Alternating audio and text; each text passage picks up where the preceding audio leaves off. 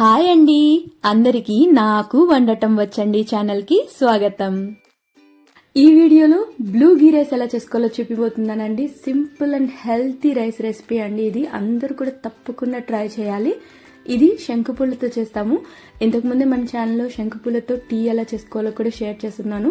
శంకుపూలలో ఎన్నో health benefits ఉన్నాయండి. కాబట్టి ఈ సింపుల్ అండ్ హెల్తీ టేస్టీ రెసిపీని తప్పకుండా ట్రై చేయండి. ఫస్ట్ అయితే ప్రిపేర్ చేసుకోవడానికి నేను ఇక్కడ ఒక గ్లాస్ వరకు బాస్మతి రైస్ని తీసుకుని నీట్గా కడిగిన తర్వాత వాటర్లో ఒక 15 మినిట్స్ నానబెడుతున్నాను. మీరు కావాలంటే నార్మల్ సోనా మసూరా రైస్ అయినా తీసుకోవచ్చు. తర్వాత నేను ఇక్కడ ఒక 20 నుంచి 25 వరకు శంకుపూలను తీసుకున్నానండి. వీటిని వాటర్లో ఒకసారి కడిగిన తర్వాత కింద ఇక్కడ గ్రీన్ గా ఉంటుంది కదండి, ఈ కాడని మనం రిమూవ్ చేసేసేయాలి. ఇలా అన్నిటికీ మనం రిమూవ్ చేసి వీటిని పక్కన పెట్టేసుకోండి. ఇప్పుడు స్టవ్ పైన ఒక ప్యాన్ పెట్టుకుని అందులోకి ఒక గ్లాస్ రైస్ కి 1.25 గ్లాస్ వరకు వాటర్ ని పోసుకోవాలి.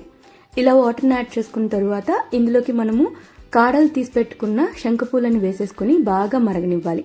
బాగా ఉడికిన తర్వాత అందులో ఉన్న ఎసెన్స్ అంతా కూడా వాటర్లోకి డిజాల్వ్ అయిపోయి ఈ విధంగా ఉంటుంది. దీన్ని రిమూవ్ చేసేసుకోవచ్చు అండి, ఈ పెటల్స్ అన్నిటినీ కూడా.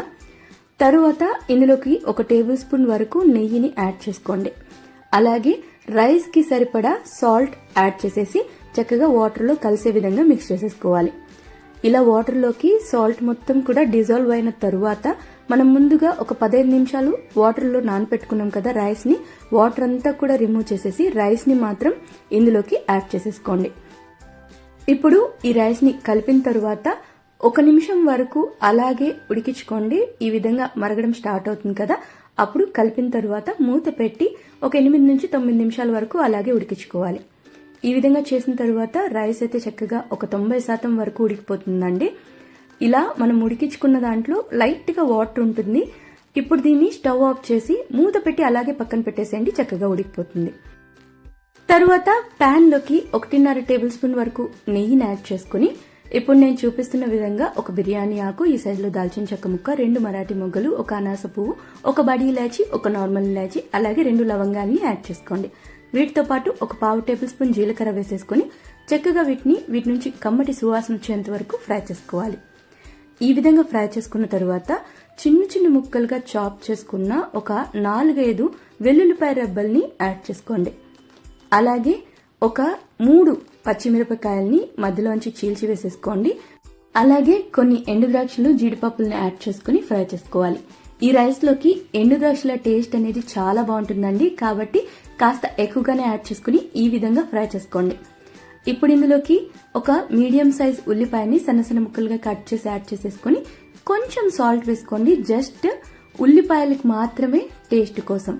రైస్ లోకి అయితే మనం ముందుగానే యాడ్ చేసేసుకున్నాం కదా, ఈ విధంగా ఉల్లిపాయల్ని ఫ్రై చేసుకుంటూ జస్ట్ లైట్ గా 1 నిమిషం వరకు ఫ్రై చేసేసుకుని ఈ మిశ్రమంలోకి మనం ముందుగా రైస్ అయితే కుక్ చేసి పెట్టుకున్నాం కదా, ఆ రైస్ మొత్తాన్ని యాడ్ చేసేసుకోవాలి.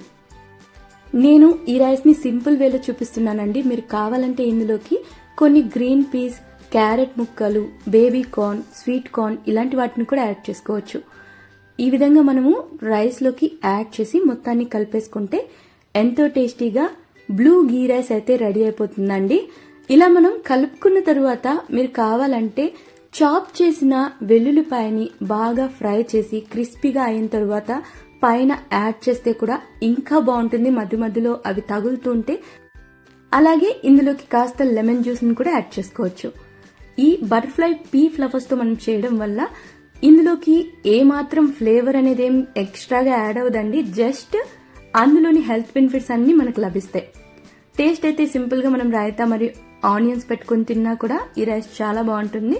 మీరు తప్పకుండా ట్రై చేయండి. ట్రై చేసి ఎలా ఉందో మర్చిపోకుండా కామెంట్ సెక్షన్ లో కామెంట్ చేసేయండి.